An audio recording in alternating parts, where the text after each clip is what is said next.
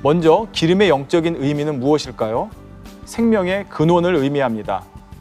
우리가 하나님께 예물을 드릴 때는 진액을 다해서, 즉 생명을 다해 드리는 마음으로 예배 드려야 함을, 또 예물을 드려야 함을 알려줍니다. 소재에 유향을 놓으라는 것은 영적으로 정성을 다해 드림으로 하나님 앞에 향기로운 예물을 드려야 한다는 사실을 나타냅니다. 여러 가지 방식으로 하나님께 드리는 것은 사람이 일용할 양식을 얻기 위해 세상에서 살아가는 방식이 다 다양하며 그 안에서 하나님 앞에 드려지는 감사의 조건들도 다양하다는 것을 의미합니다. 소재를 드릴 때 소재의 제물에 넣어서는 안 되는 것이 있습니다. 그것은 곧 누룩과 꿀입니다. 누룩이 육적으로는 가루의 반죽을 발효시키는 작용을 합니다. 하지만 이는 영적으로는 변질시키고 부패시킨다는 의미가 되죠. 이처럼 우리가 예물을 드릴 때도 누룩이 없이 곧 중심으로 하나님을 사랑하고 감사함으로 드려야 한다는 것입니다. 그러면 이번에는 꿀은 왜 넣지 말라고 하신 것일까요? 하나님께서는 이처럼 변하기 쉬운 꿀을 넣어 가루의 순전함을 변질시키는 것을 금하신 것입니다. 사랑하는 시청자 여러분, 지난 시간에 이어 계속해서 레위기에 나오는 소재에 대해 살펴보겠습니다. 소재를 드리는 방법과 이를 오늘날의 신앙생활에 어떻게 영적으로 적용해야 되는지를 지금 설명드리고 있습니다. 레위기 2장 12절을 보면 처음 익은 것으로는 그것을 여호와께 드릴지나 향기로운 냄새를 위하여는 단에 올리지 말지며 했습니다. 처음 익은 것, 곧 처음 거둔 소산을 하나님께 드리는 것은 이스라엘 백성의 의무입니다. 그런데 이때 특이한 표현이 나오죠. 바로 향기로운 냄새를 위하여는 단에 올리지 말라 말씀하신 것입니다. 첫 소산, 곧 처음 익은 것을 드릴 때는 불에 태우지 않고 요제, 즉 들어서 흔드는 제사법이라 했습니다. 요제로 하나님 앞에 흔들어서 드린 후에 제사장들에게 돌립니다. 또 누룩을 넣은 소재의 예외적인 경우에 대해 설명할 때도 불에 사르는 화제로 드리지 않고 요제로 드린다 했습니다. 그러나 화제로 드리지 않고 요제로 드린다고 해서 향기로운 냄새가 되지 않는 것은 아닙니다. 즉 태우는 제사법으로 드린 것이 아니라 할지라도 그것이 하나님 앞에 향기로운 냄새가 된다는 것이죠. 하나님께 번제의 제물을 드릴 때나 소제의 예물을 드릴 때나 하나님께서 기뻐하시는 방법대로 드렸을 때는 항상 하나님 앞에 향기로운 냄새니라 말씀하고 있는 것입니다. 하나님 앞에 드려진 예물은 하나님께서 잡수시거나 가져가시는 것이 아닙니다. 그 예물을 드린 사람의 마음의 향을 받으시는 것이고 이를 바로 향기로운 냄새라고 표현하였죠. 하나님께서 고기나 곡식을 태운 그 연기의 향을 맡으시는 것이 아니라는 말입니다. 다만 그것을 드리는 사람의 마음의 향을 흠양하시고 그것을 향기롭다 한다는 말입니다. 그리고 이때 처음 익은 것은 향기로운 냄새를 위하여 단에 올리지 말라 했는데 이 말씀은 하나님께 예물을 드리는 자세에 있어서 우리가 다시 한번 마음 자세를 돌아볼 수 있도록 해주시는 말씀입니다. 먼저 향기로운 냄새를 위하여 단에 올리지 말라 표현한 것은 영적으로 하나님께서 기뻐 흠양하실 향기로운 냄새가 되게 하지 말라는 말씀이 아닙니다. 영적으로는 마땅히 어떠한 제사법으로 드리든 향기로운 냄새로 하나님 앞에 드려져야 합니다. 다만 육적인 냄새를 목적으로, 즉 제물을 불에 살라서 그 타는 냄새를 바라게 하는 것을 목적으로 해서 단에 올려서는 안 된다는 말입니다. 그 의미가 무엇인지 지금 다시 설명드리겠습니다. 우리가 제사를 드리는 목적은 제물을 불살라 향기를 내는 행위 자체가 아니라고 그랬습니다. 제사를 드리는 행위를 통해서 하나님 앞에 마음의 향을 드리는 것이라 했죠. 겉으로 보기에는 설령 아무리 좋은 것을 또한 많이 드린다 해도 하나님께서 기뻐하실 중심으로 드리지 않는다면 그 제사의 향은 사람 편에서는 향기로운 냄새가 될지 몰라도 하나님 앞에서는 향기로운 냄새, 즉 기뻐하시는 향기가 될 수 없습니다. 여러분이 이해하기 쉽도록 한 가지 비유를 들어보겠습니다. 여러분 중에 장성하여 직장에 다니게 되면 감사하는 마음으로 첫 월급을 부모님께 드리는 경우도 있고 또 월급을 탈 때마다 그 중에 일부를 떼어 부모님께 용돈으로 드리는 분들도 있습니다. 이때 자녀들이 똑같이 드린다 해도 그것을 드리는 각각의 자녀들의 마음 중심과 향은 다를 수가 있습니다. 가령 어떤 사람은 자신을 낳아주시고 사랑으로 양육하며 한 사람의 성인으로 길러주신 은혜를 생각하므로 마음 중심에서 감사하여 드리는 경우가 있습니다. 부모님께 좀 더 많이 드리지 못하는 것을 민망해하면서 감사의 내용을 담은 편지와 함께 정성껏 또한 선물과 함께 드리기도 하죠. 이처럼 예물 안에 담긴 감사와 사랑, 그리고 사람의 도리를 아는 자녀의 마음이 느껴질 때 그 예물이야말로 부모의 마음에 참으로 기쁨이 되는 것입니다. 그런데 반면에 어떤 자녀는 부모님께 물질을 드릴 때 마치 월급에서 세금을 떼듯이 습관적으로 드리는 경우가 있습니다. 그러면서 자신은 이렇게 자녀된 도리를 다하고 있다고 스스로 당당하게 여기죠. 부모님께 더 많이 마음을 쓰거나 어찌하면 더 공경하여 섬겨드릴까 하는 이러한 마음이 없는 것입니다. 정성이 없는 것이죠. 부모님이 받기 원하시는 것은 내가 자녀의 도리를 다하노라 하면서 마치 세금을 내듯이 의무적으로 드리는 용돈이 아닙니다. 자녀가 부모님께 진정으로 감사하고 사랑하여서 그런 마음의 표현이 물질로도 나타났을 때 부모님께서 그 물질을 기쁘게 받으시는 것이죠. 하나님께서도 이와 마찬가지십니다. 우리가 하나님 앞에 예물을 드릴 때 우리에게 영원한 생명을 주시고 일용할 양식을 주신 아버지께 대하여 넘치는 감사와 사랑의 향으로 정성껏 드려야 합니다. 마땅히 하나님의 자녀로서 도리를 다하는 것임을 알아 마음을 다해 드려야 하는 것이죠. 만에 하나라도 습관적으로 드리거나 의무적인 느낌으로, 즉 중심의 향이 없이 예물을 드리고 그리고 나서는 마치 나는 하나님 앞에 할 바를 다한 것처럼 생각해서는 안 된다는 것입니다. 하나님께서는 재물을 태워서 육의 냄새를 바라게 함으로 내가 하나님께 할 바를 다했다는 그런 마음이 아니라 정녕 그 재물 안에 믿음과 소망과 사랑을 담아 중심의 향을 바라기를 원하시는 것입니다. 이것이 바로 본문의 향기로운 냄새를 위하여는 단에 올리지 말라 하신 말씀의 의미이죠. 따라서 아무리 기름지고 탐스러운 재물이라도 그 자체로는 향기로운 냄새가 될 수 없습니다. 즉 고기를 태운 그 연기로 그것을 향기로운 냄새라 하지 않는다는 것입니다. 하나님께서 원하시는 뜻에 따라 순종하여 드리는 그 중심을 향기로운 냄새로 받으시는 것이고 하나님께 대한 감사와 사랑, 믿음의 향을 담아 정성으로 드릴 때라야 그 제물이 향기로운 예물로 하나님 앞에 기억될 수가 있다는 것입니다. 사랑하는 시청자 여러분, 우리가 어떤 사람에게 너무나 큰 은혜를 입어서 감사하는 마음이 넘칠 때는 상대가 좋아할 만한 것을 함께 드려서 그 감사의 마음을 상대에게 표현하기 원합니다.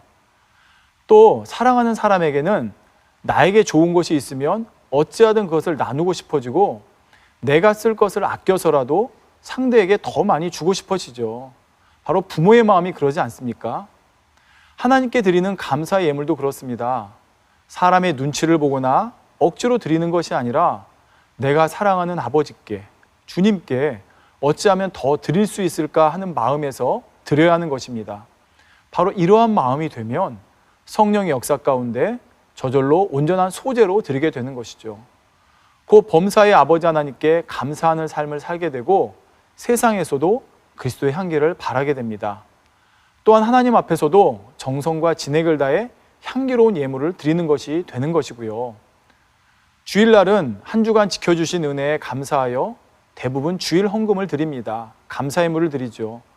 그 외에도 질병에서 치료를 받거나 마음의 소원을 응답받고 영육간에 축복받았을 때 때를 쫓아 감사의 제목들을 찾아서 풍성한 감사의 예물을 드리고 계신 줄로 압니다. 시편 50편 23절에 보면 감사로 제사를 드리는 자가 나를 영화롭게 하나니 그 행위를 옳게 하는 자에게 내가 하나님의 구원을 보이리라 말씀하셨습니다. 감사로 제사를 드리는 것은 하나님을 영화롭게 하는 것이요 우리가 마땅히 해야 할 옳은 행위입니다. 이처럼 하나님의 자녀된 도리를 쫓아 온전히 감사의 제사를 드림으로 아버지 하나님을 영화롭게 하는 여러분 모두가 되시기를 바랍니다.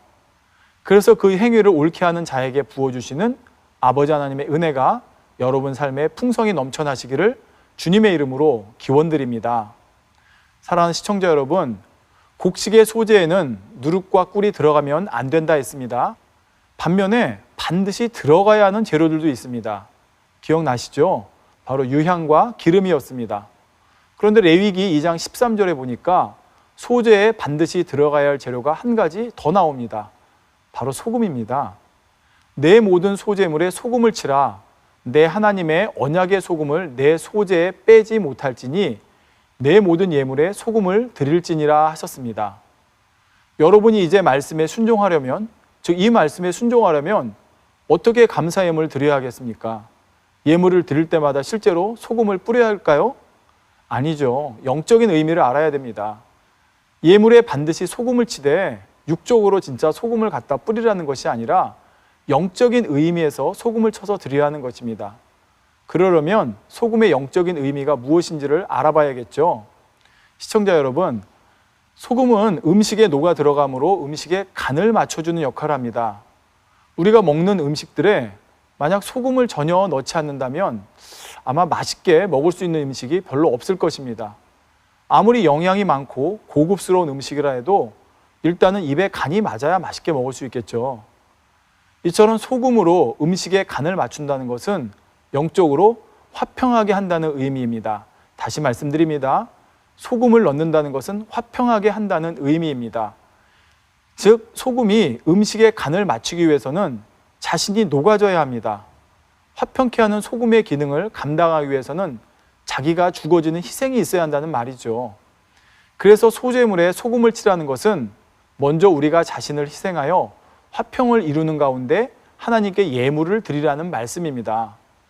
우리가 화평 가운데 하나님께 예물을 드리기 위해서는 어떻게 해야 됩니까? 무엇보다 첫째로 하나님과 화평한 상태에서 예물을 드려야 합니다.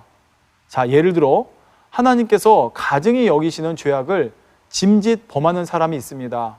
이런 사람이 그 죄를 회개하지 않고 하나님께 어떤 예물을 드린다면 하나님께서는 그 예물을 기뻐 받으실 수가 없습니다. 이미 하나님과의 화평이 깨어져 있기 때문이죠. 시편 66편 18절에 보면 내가 내 마음에 죄악을 품으면 주께서 듣지 아니하시리라 했습니다. 기도할 때뿐만 아니라 예물을 드릴 때에도 먼저 죄에서 떠남으로 하나님과 화목한 후에, 즉 하나님과 화평을 이룬 후에 예물을 드려야 아버지 하나님께서 그 예물을 받으실 수가 있다는 것입니다. 이렇게 하나님과 화평을 이루기 위해서는 내 자신이 죽어지는 희생이 있어야 합니다. 먼저 예수 그리스도를 주로 영접해야 하고 죄 가운데 살았던 옛사람을 벗어버려야 하죠. 세상에서 범하던 죄악이나 끊기 어려웠던 세상의 정욕과 옛사람의 구습도 벗어야 되고 죄를 피 흘리기까지 싸워 버리는 행함이 있어야 하는 것입니다. 사도 바울이 나는 날마다 죽노라 고백했던 것처럼 날마다 자신을 부인하고 죽어지는 이러한 노력이 있을 때 결국 하나님과 화평을 이루게 되는 것이고, 그러한 가운데 하나님 앞에 드려지는 예물이어야 하나님께서도 기쁨으로 연락하시는 것이죠.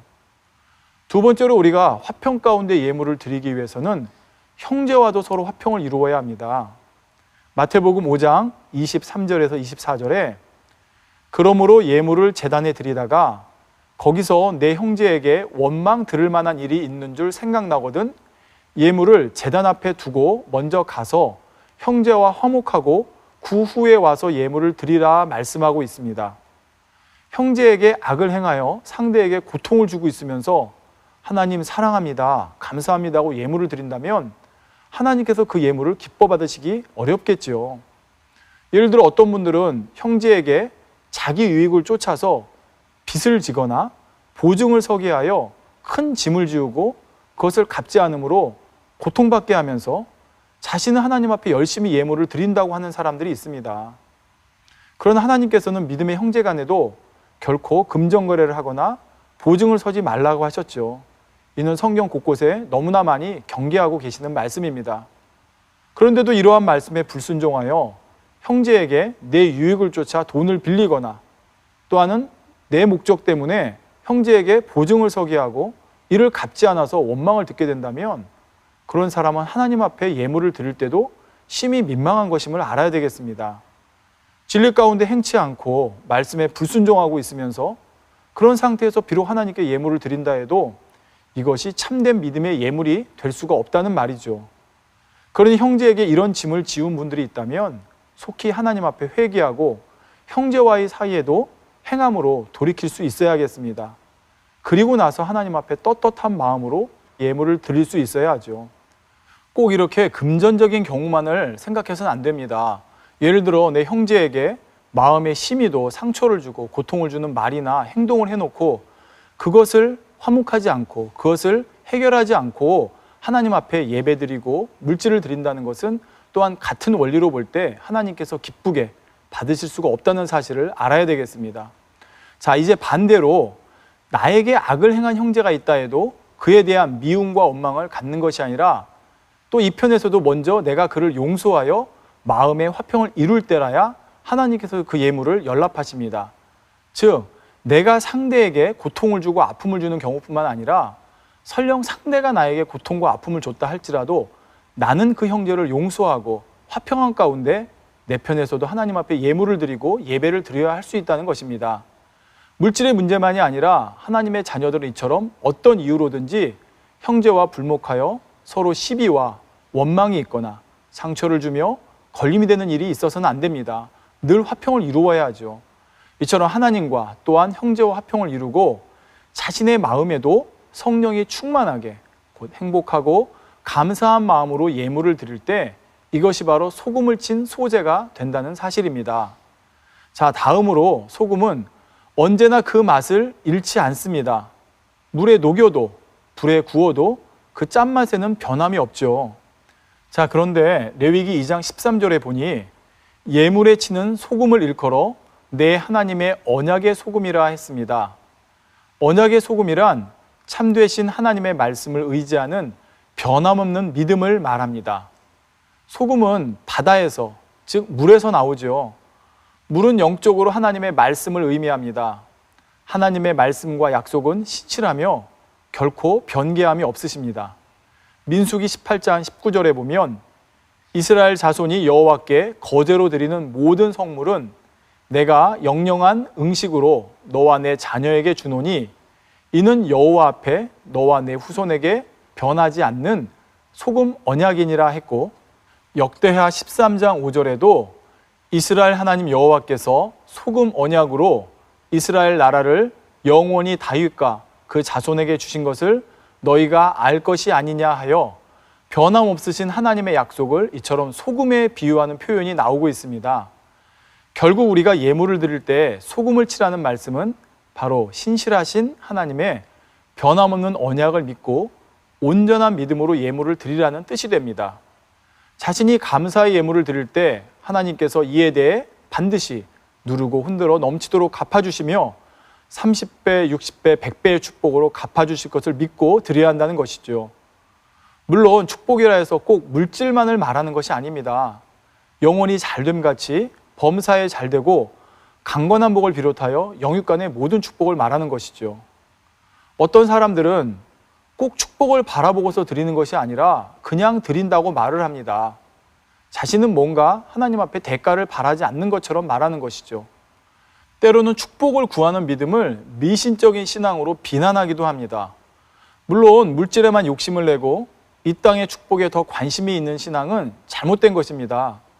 그러나 축복을 구하지 않는 신앙도 바른 것이 아니라는 사실을 알아야 됩니다. 하나님께서는 아버지 하나님 앞에 나와 겸비하게 축복을 구하는 믿음을 더욱 기뻐하십니다. 히브리서 11장에 보면 모세가 애굽의 왕자로서 귀한 자리를 버릴 때도 상 주심을 바라고 버린 것이라 말씀했습니다.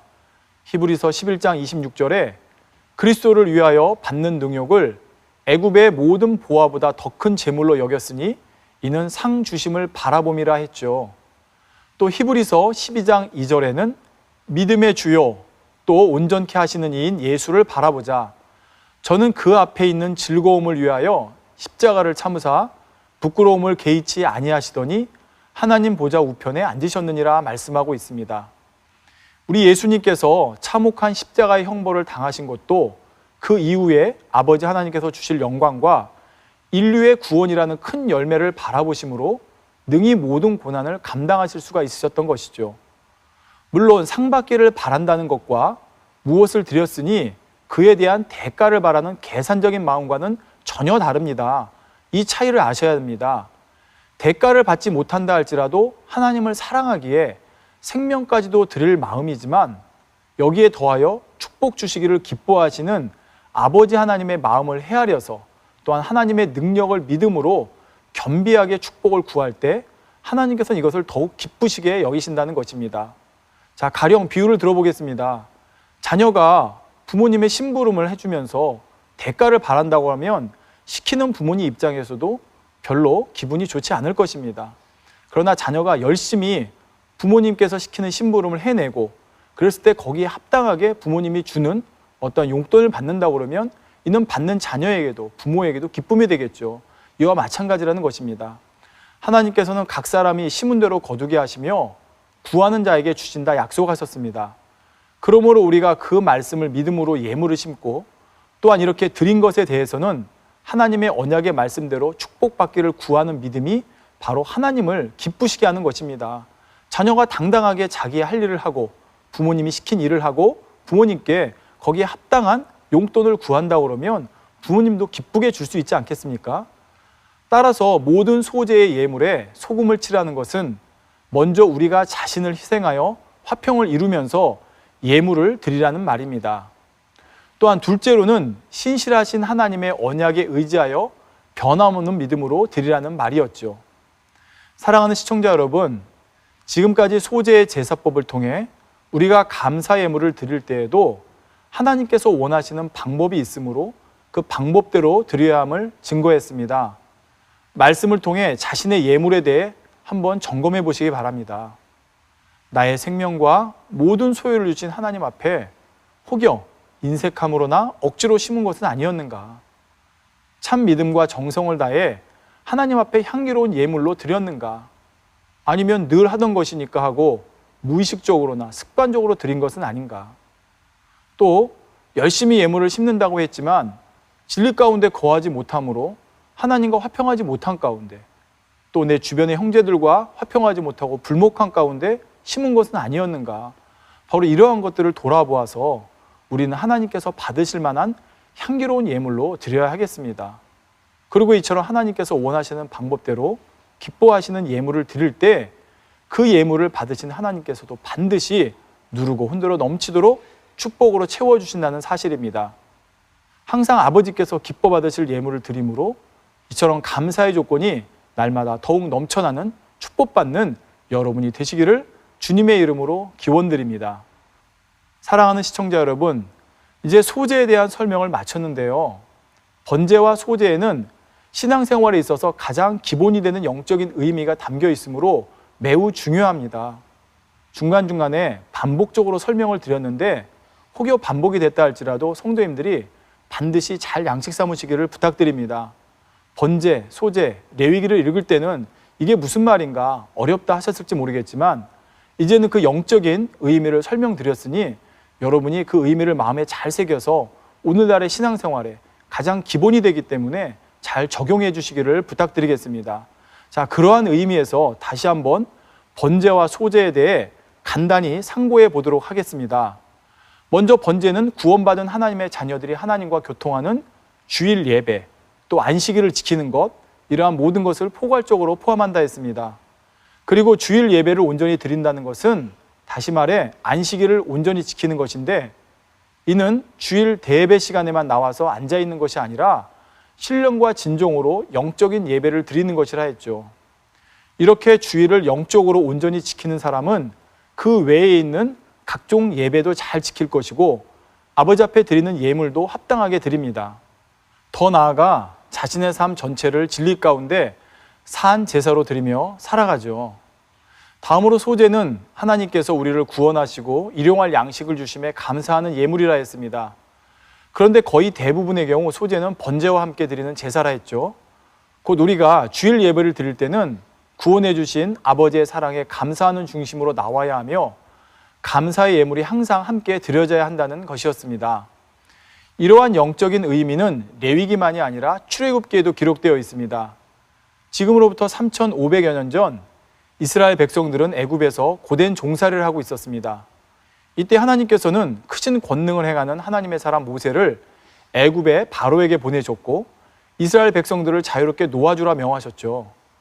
그런데 바로가 이를 거역하자 애굽 전역에는 큰 재앙들이 임했습니다. 하수가 피로 변하여 마실 물이 없어지기도 하고 파리와 이, 메뚜기, 우박, 독종, 악질 등 온갖 재앙이 차례로 임했지만 끝내 바로가 거역하였죠. 마침내는 장자의 재앙까지 임했습니다. 바로의 왕자는 물론 온 애굽의 사람들의 장자가 하룻밤 사이에 죽임을 당했고 심지어 애굽 사람들이 키우는 짐승들의 처음 난 것까지 모두 죽었습니다. 그러나 애굽 영토 안에 살면서도 이스라엘 백성의 장자는 한 사람도 상하지 않고 지킴을 받았는데 이를 위해 반드시 순종해야 하는 일이 있었습니다. 즉 이스라엘 백성들이 지킴받기 위해서 순종해야 하는 일이 있었죠. 곧 하나님께서 명하시기를 모든 이스라엘 백성들은 집집마다 어린 양, 곧 1년 된 어린 순양을 잡아서 그 피를 좌우 문설주와 임방, 곧 문 위쪽에 바르라고 하신 것입니다. 죽음의 사자가 애굽의 전역을 돌면서 모든 집의 장자들을 죽일 때 그 피의 표식이 있는 집은 넘어가므로 이처럼 하나님의 말씀에 순종한 이스라엘 민족, 그 백성들은 구원을 얻을 수가 있었던 것입니다. 이날 이후로도 하나님께서는 이스라엘 백성들에게 해마다 이날을 기념하여 유월절을 지키게 하셨고 영원한 규례로 대대로 지킬지니라 말씀하셨습니다. 즉 유월은 넘어간다는 뜻으로서 죽음의 사자가 하나님의 백성들을 넘어간 사실을 표현해주고 있는 말입니다.